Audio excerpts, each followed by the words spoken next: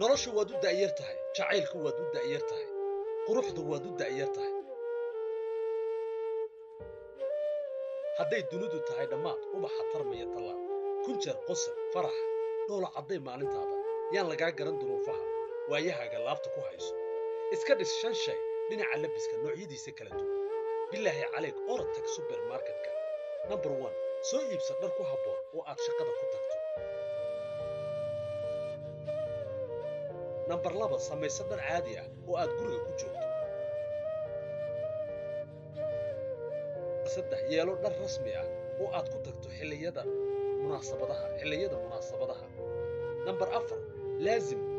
laazim waa muhiim dharka hurdada inaad leedahay